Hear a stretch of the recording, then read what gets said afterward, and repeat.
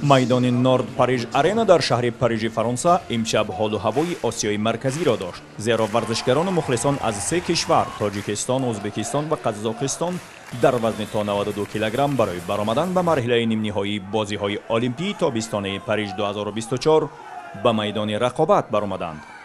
бахусус дар ду рақобати ахир миёни ҷуфти муштзанон Лазизбек Муллоҷонов аз Ӯзбекистон ва Кено Марлей Мачадо аз Бразилия ва низ Давлат Болтаев аз Тоҷикистону Ҷек Марлей аз Ирландия иштирокчиёни марҳилаи нимниҳоии ин вазн дар бозиҳои олимпии муайян мешуданд.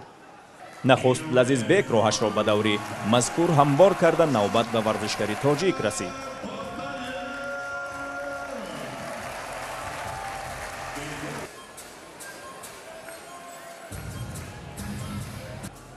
Давлат Болтаев дар муқобили варзишгари бособиқа ва соҳибунвони аврупоӣ Ҷек Марлей ба муҳориба пардохт.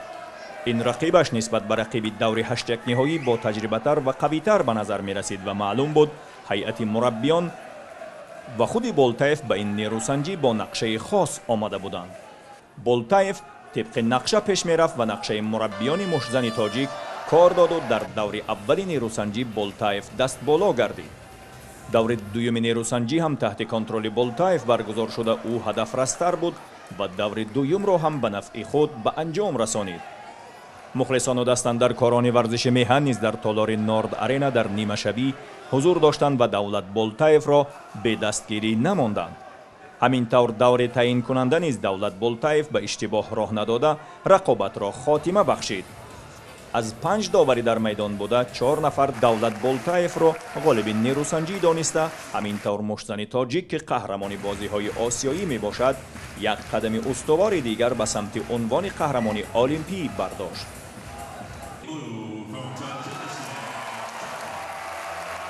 шодиву нишоти мухлисон ва масъулони варзишии кишвар ва низ масъулони Федератсияи бокси ватанамон воқеан диданӣ буд ва ҳама ин варзишгари номовари тоҷикро ба ин пирӯзӣ ва муваффақияти арзишманд аз наздик табрик мегуфтанд. худи Давлат Болтаев бошад дар мусоҳиба бо хабарнигори телевизиони варзиш дар шаҳри Париж чунин ибрози ақида кард.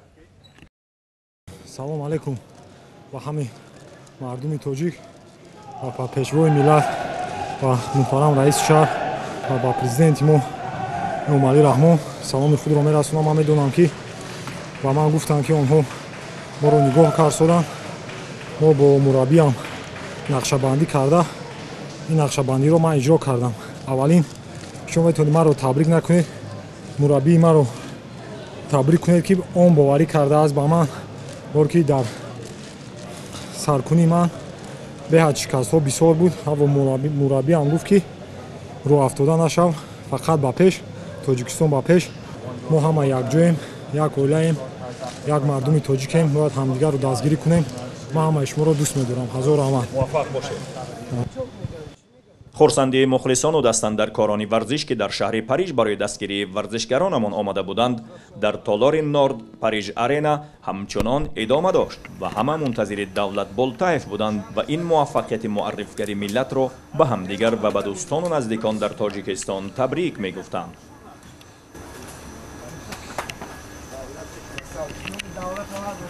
воқеан муборак аст аз номи тамоми варзишгарону ҷавонони Тоҷикистон ба мардуми шаҳри Тоҷикистон ва ба тамоми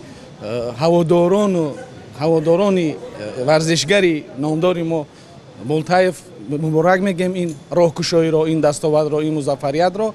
воқеан ҳам қаҳрамонӣ нишон доҳанд. он омодагии ҷиддие ки то ин давра дида буданд дар майдон дар рақобат бо рақиб нишон доданд ки воқеан ҳам нерӯи тоҷикӣ, мушти тоҷикӣ, зарбаи тоҷикӣ анъамин аст ва мо аз ҷасорат, матонат ва садоқати баланди Болтаев бовар дорем ки дар марҳилаи минбаъдӣ сари миллату парчами миллата боло мекунад. ба ҳама мардуми Тоҷикистон муборак бошад ин музаффарият таҳти ҳамун шиёри зебои пешвои миллат ки ҳанӯз музаффариятҳо дар пеш аст. Тоҷикистон ба пеш. ман дида истодам ки мухлисон тамоми мардуми тоҷик моро дастгирӣ кардаастанд ва аз фурсати истифода аз ин фурсати муносиб истифода бурда ба сарвари муаззами миллат муҳтарам ҷаноби олӣ ва сарпарасти раиси шаҳри Душанбе муҳтарам Рустами Эмомалӣ изҳори сипос мегӯям. муборак бошад, ғолибият муборак бошад. дар ин нимашабӣ президенти федератсияи бокси кишвар низ дар канори варзишгари тоҷик буд ва ин муваффақияти мушзани меҳанро ба тамоми миллат табрик намуд. ғалаба ба тамоми мардуми тоҷикистон муборак шава. и ҳамаш заҳматҳои шабонарӯзии пешвои муаззами миллат ва муҳтарам раиси шаҳр мебошад ки тамоми шароитро барои варзишгарон муҳайё кардагианд. тоҷикистон ба пеш! Тоҷикистон ба пеш! Тоҷикистон ба пеш! Тоҷикистон ба пеш! ҳамин тавр имшаб барои тими олимпӣ ва арсаи варзиши тоҷикистон шаби бобарору умедбахше шуд. боз як армуғони дигар дар дили шаб барои мардум ва миллати тоҷик. давлат болтаев тавонист ки дар даври чорякниҳоӣ яке аз рақибони бисёр пурқудрати худро шикаст диҳад. давлат болтаев қаҳрамони бозиҳои осиёӣ, қаҳрамони аврупоро дар замони худаш шикаст дод ва ҳамакнун ӯ ба даври нимниҳоӣ роҳ ёфту ҳаддиақал медали биринҷиро дар ихтиёр дорад.